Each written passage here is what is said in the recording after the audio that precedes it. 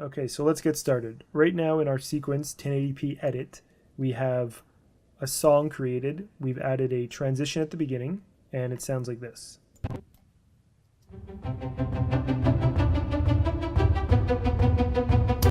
Okay, to further exaggerate that, if we clicked and dragged the audio and moved it to the start time here, so in other words, we've trimmed the audio to here, the fade still exists, and now it sounds like this.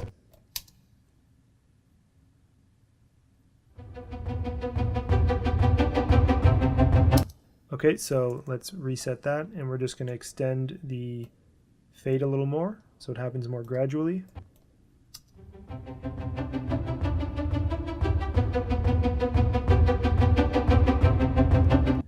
Great. Okay, so to show the waveform of the audio track, the way you do that is you go over here with your mouse cursor and you simply just scroll. And it opens up and reveals the audio waveform, or you can close it by scrolling the other way. That works with any layer, and it's the same thing with video. If you want to see a video thumbnail, then you can go here and open it up a little bit.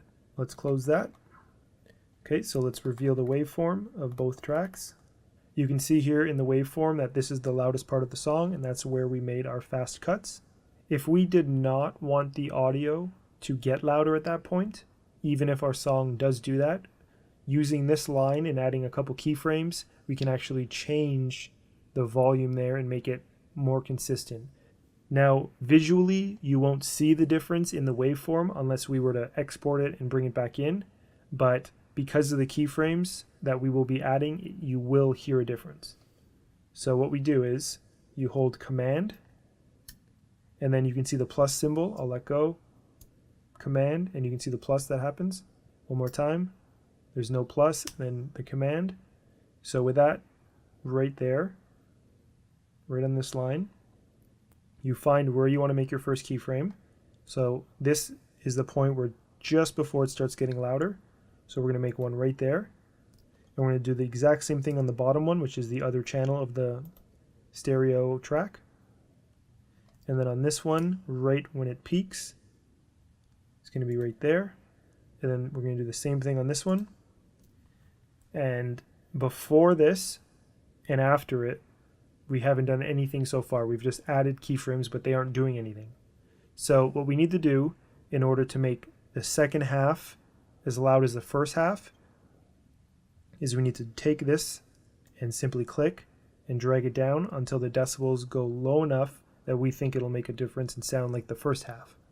So I think 5 decibels, let's try 4.8 should be fine, and we'll do the exact same thing for this one. And the result of that is the audio drops just under 5 decibels on each track.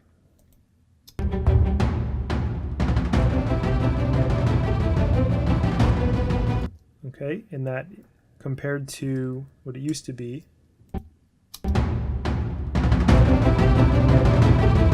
so it's just a little louder originally. So if we hold Shift Command Z, we can redo what we did.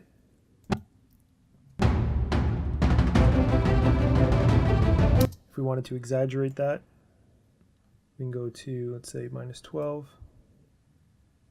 and you'll get a better example of what it's doing.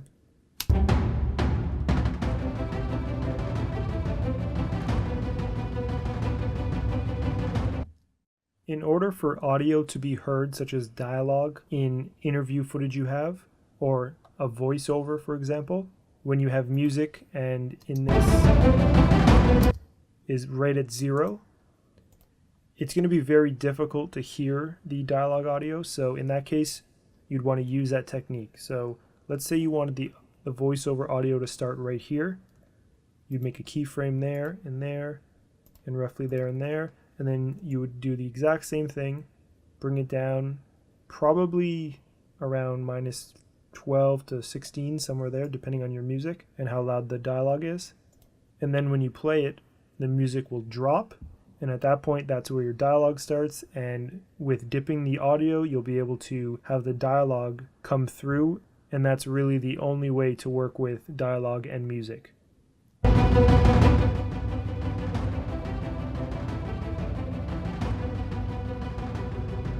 So you'll notice that it was playing around -12 now. So that gives about 12 decibels of audio for your dialogue to be able to be heard.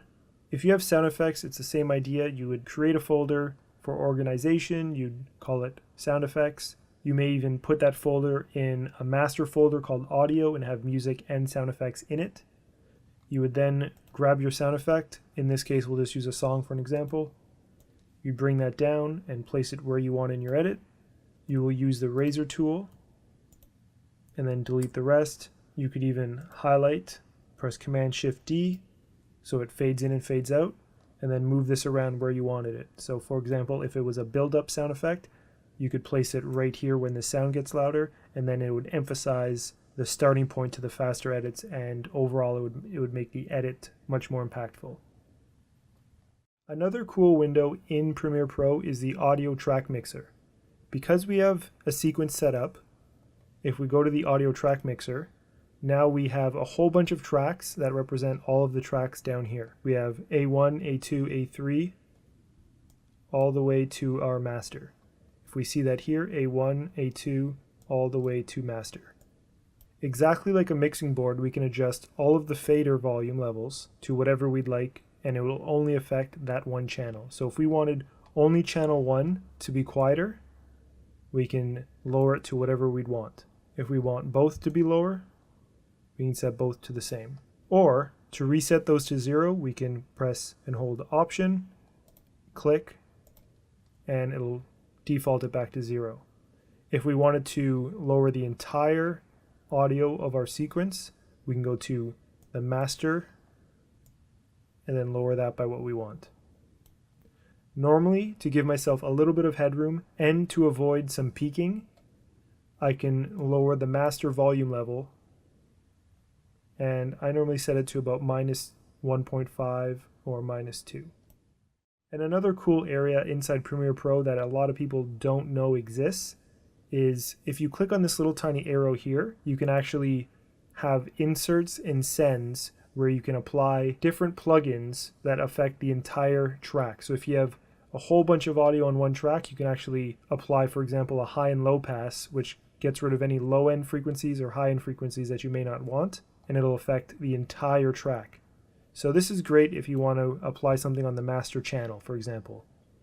So again, how I found that was in the audio track mixer, there's a little tiny arrow at the top left. You click it, and then this opens up.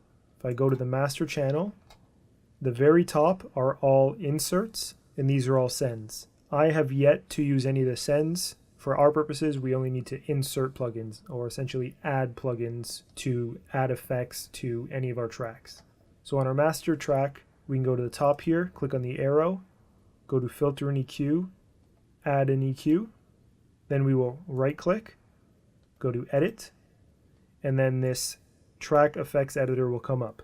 Now this is pretty standard. This will look the same in pretty much any recording software. You have a whole bunch of different areas. You can have your high, your mids, and your low, and then you can adjust these to taste to remove or add certain frequencies. Okay, so we're going to reset it. So now what I normally do is once I have all my dialogue and my edit is near completion, you can start playing around with these to cut or boost certain frequencies that make your audio sound better. Now, because 99% of the time any music you add will be already mastered, you don't need to go crazy with these. You can actually probably get away with leaving it as is and only doing the effects like the high and low pass EQ on just your dialogue. So let's say if we had dialogue on channel 3 and 4, we'd find 3 and 4, and right here we'd go Filter and EQ, EQ pass, Edit, and we just remove a little bit of the low ends and then a little bit of the high ends.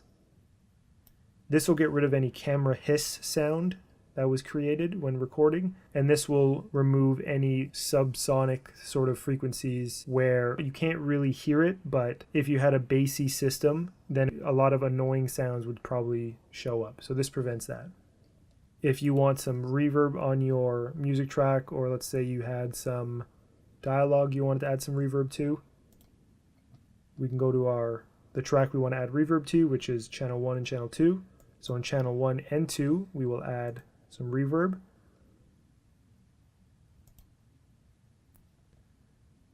We can either go to one of these, which is a preset, or we can edit. And basically just mess around with all of these settings until you get a sound that you like. And then from there, play around with the mix level in order for it to be more in the mix or less in the mix. So I normally would set that to around 20% or so. And then I would do the same thing on the second channel so that it happens in both the left and right. If you find 20% is too much, put it to 10 or 15. There are also some noise reduction plugins such as Declicker, Crackler, Denoiser. These are okay. It really depends on the audio you have. So if you have some audio that has a couple crackle sounds in it, you could try using this to remove a little bit of it. They're not perfect, depends on what you have, but you can try those out.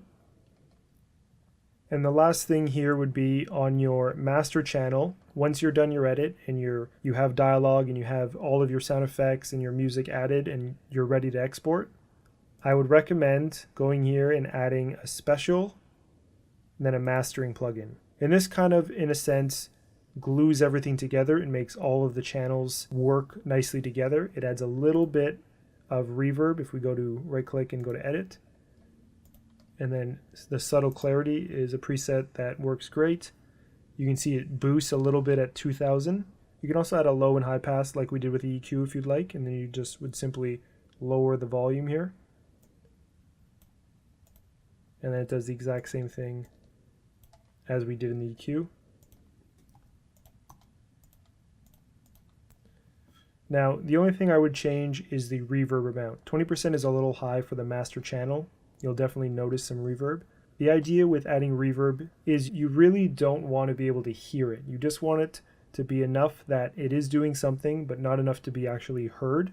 Now, I know that doesn't really make sense, but in the mastering world, it's just a way to kind of glue everything together just a little bit. And again, it's not enough to really be heard, but essentially it's not done to add reverb. It's just done to kind of blend things together a little bit better.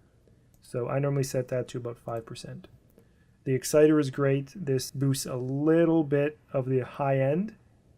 The widener at about 30% is also great. This creates a wider stereo field, which means when you have audio and you've panned it left and right a little bit, this creates a bigger sound. Your loudness maximizer, this increases the overall sound of your master channel by 15%, and your output gain is set to 0. You can boost it a little bit if you want, but 0 is fine.